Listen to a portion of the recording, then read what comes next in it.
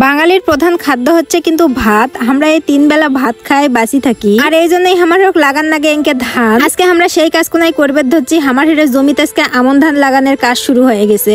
আজকে অনেকগুলো লোক লাগিয়ে দেওয়া হয়েছে আমন ধান লাগানোর জন্য। আর এই ধান লাগাবার গেলে কিন্তু আগে জমি প্রস্তুত করা লাগে, তারপরে ধান লাগান লাগে। এই জন্য এই মেশিন খান আনা হয়েছে জমি চাষ করার জন্য। বর্তমানে কিন্তু এই মেশিন খানও প্রায় দেখাই যায় না, আরো উন্নত মানের মেশিন করা হয়েছে। কিন্তু আমার হেরে গ্রামের এই দিক এই মেশিন দিয়ে এখনো জমি চাষ করা হয়। এরও আগে কিন্তু জমি চাষ করা হচ্ছে গরুর হাল দিয়ে। বাপ বেটা সকালে ঘুমার থেকে উঠে আসছে এগুলো পর্যবেক্ষণ করার জন্য। মুইয়া না আসনো যে দেখো এরা কি কি করছে সেগুলো দেখবে। এগুলো এমন কাজ, এগুলো কিন্তু দেখতেও খুব মজা লাগে। তোমরা এখন কবা বলে আপু খালি খাড়া হয়ে দেখলে হবে, এই লোকগুলো যে নিছেন তার ফির খাওয়ান লাগবি না। আরে ভাই হ সেটাও আসছে, সেটা মিচ্ছে না পরে হবি। তোমরা দাঁড়াও, ভিডিও কোনো সম্পূর্ণ দেখো তাহলেই বুঝবে। আমার গ্রামের মানুষ এতই ভালো যে একজনের কাজ না গেলে সবাই শুদ্ধ ছুটে আসে সেই কাজগুলো হেল্প করার জন্য। তোমরা মোর ভিডিও সম্পূর্ণ কোনো দেখলেই সেটা বুঝবে পাবা। এই যে দেখো আজকে জমি গাড়াগাড়ি হচ্ছে আমার হেরে, অথচ এটি মোর জায়েরা মোর ননদেরা সবাই মিলে মোক কাজে হেল্প করে দিছে। আর এর জন্যই মুই এত সুন্দর সুন্দর ভিডিও করবার পাশে দেওয়ানগিরি করে বেড়াবার পাশে। এই যে দেখো এখন আসলো খাওয়া দাওয়ার পর্ব।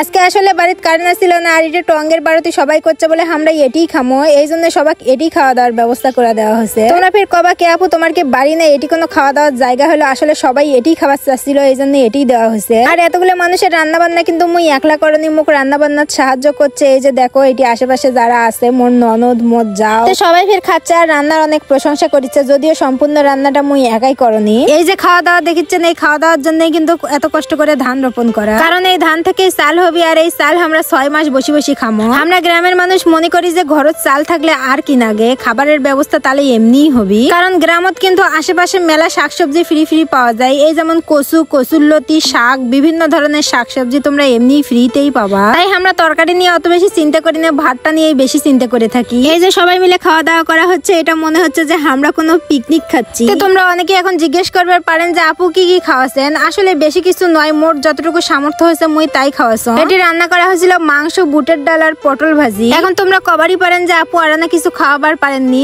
আসলে এটাই কিন্তু তারা অনেক বেশি সন্তুষ্ট হয়েছিল। এটি ছেলে মানুষের হেরে খাওয়া দাওয়া শেষ করে কিন্তু আমরা মেয়েগুলো এটি বসে খাওয়া দাওয়া করছিল। যারা অনেক বছর ধরে বিদেশ থাকে বা বাড়ির বাইরে থাকে তারা কিন্তু এই দৃশ্যগুলো দেখতেই পায় না। তার এই ভিডিওটা দেখে অনেক অনেক ভালো লাগবে। আর হ্যাঁ, শেষে একটা কথা কও যে এই ভিডিও থেকে যা ইনকাম হবে তা দিয়ে কিন্তু এই জায়গারই কোনো এক কৃষকের মুখে মই হাসি ফুটানোর চেষ্টা করুম। তাই অবশ্যই তোমরা ভিডিওটা বেশি বেশি করে দেখতে আর সুন্দর করে কমেন্ট করবে। খাওয়া দাওয়া শেষ করার পর সবাই অল্প না রেস্ট নেওয়ার পর আবার কাজে লাগে পড়ে। তোমার ভাইয়ার ফির কাহিনী দেখো, সবাইকে ফির একই কালারের এঙ্কে গেঞ্জি পরাছে। সবাইকে এই গেঞ্জিগুলো নিয়ে এসে দিয়ে কলে বলে তোরা সবাই একই কালারের গেঞ্জি পরো, তাহলে দেখতে ভালো লাগবে। আর এই গেঞ্জিগুলো কিন্তু আমরা পরে ফেরত নেইনি, সবাইকে দিয়েই দিছি। আসলেই দেখো সবাই একই কালারের গেঞ্জি পরে এঙ্কে কাজ করিচ্ছে, দেখতে কিন্তু অনেক মজাই লাগিচ্ছে। আর সবাই কিন্তু আমার হেরে কাজ করার জন্য বেশি আগ্রহী হয় কৃষক জানেন, কারণ আমার হেরে কাজ করার সময় নাকি অনেক মজা হয়। তোমার হেরে ভাইয়াও এর সাথে সাথে কাজ করিচ্ছে, কাজ করবে পারুক আর না পারুক অন্তত এর মজা তো দিবে পাবি সেই জন্য। আর তোমরা আগের ভিডিও দেখছেন যে সবাই কিন্তু এনকে কাজ করার সময় ফির গানও করছে। আমরা কিন্তু প্রথমে এনকে ভিডিও করবে চাইনি, তারপর যারা যারা কাজ করিচ্ছে তারা করছে বলে এ ভাই ভিডিও কর, আমার